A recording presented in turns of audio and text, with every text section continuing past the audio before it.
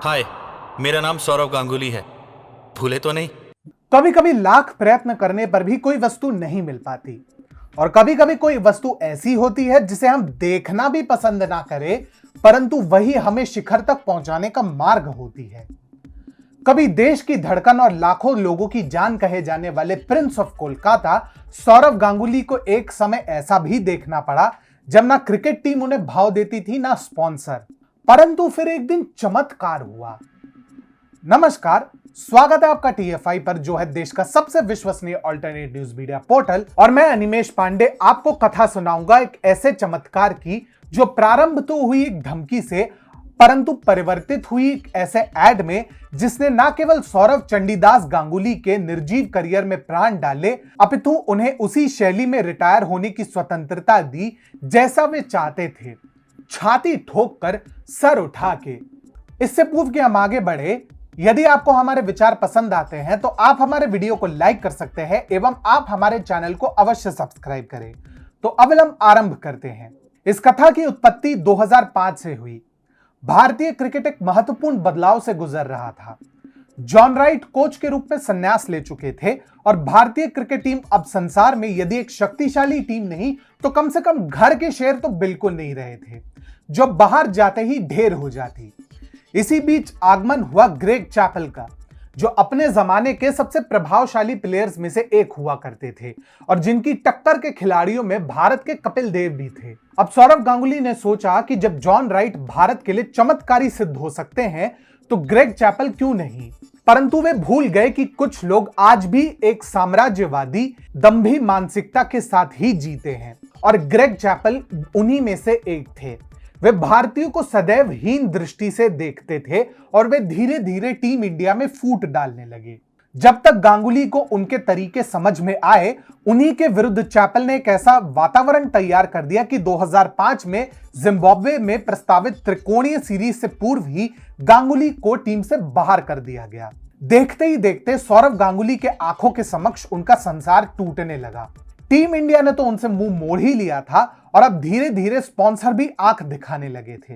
कल तक जो उनके अपने थे वो भी उनसे आंख मिलाने से पूर्व सोचते थे। दादा के समर्थकों की कोई कमी नहीं थी और प्रारंभ में उन्होंने उनके हटाए जाने पर तांडव मचा दिया था, परंतु धीरे धीरे सब ठंडा पड़ गया था। परंतु वो कहते हैं ना, सबे दिन ना होत एक समान। एक ही वर्ष में सब खेल पलट गया और ग्रेग चैपल सबकी आंखों में खटकने लगे और गेहूं के साथ घुन की भांति राहुल द्रविड़ को भी पिसना पड़ा, क्योंकि वे उत्कृष्ट खिलाड़ी अवश्य थे परंतु उतने ही बेहतरीन कप्तान नहीं थे। इसी बीच सौरव को आया पेप्सी के सीईओ का कॉल, और यह कॉल यूं ही नहीं आया था। उस समय पेप्सी के सर पर मानो बंदी की तलवार लटकी हुई थी। पेप्सी जिस वक्त उफान पर था तब उसका चेहरा सौरव गांगुली हुआ करते थे।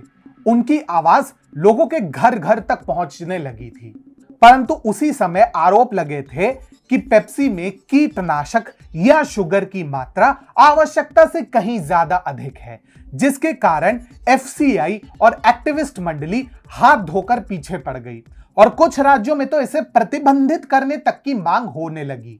इसी बीच सौरव दादा को पेप्सी के सीईओ का फोन आया था और उन्हें पेप्सी का ऐड करने को कहा गया। यह अपने आप में काफी बड़ा रिस्क था, क्योंकि दादा तब टीम से बाहर चल रहे थे और उनसे ऐड करवाना यानी घाटे का सौदा करने के बराबर था। परंतु स्कैम 1992 में यूं ही थोड़ी ना यह संवाद कहा गया है।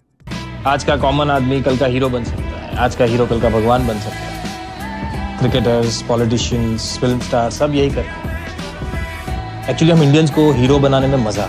अब सौरभ प्रारंभ में इस विज्ञापन से कोसों दूर रहना चाहते थे, परंतु वे भी किसी कारणवश इस ऐड को मना नहीं कर पाए और ऐड को करने के लिए राजी हो गए। कहते हैं कि वो कारण एक कानूनी अनुबंध था, जिसके अनुसार यदि सौरभ ने बीच में अनुबंध तोड़ा तो उन पर कार्रवाई भी की जा सकती है। इसके बाद जाकर ऐड शूट किया गया। अब ऐड के अंश को देखिए। पर अब नहीं, मैं टीम में वापस आने के लिए बहुत प्रैक्टिस कर रहा हूँ। क्या मालूम हवा में शर्ट घुमाने का मुझे और एक मौका मिल जाए। जो भी हो, टीम के अंदर या बाहर। मेरा नाम सौरव गांगुली है, भूले तो नहीं।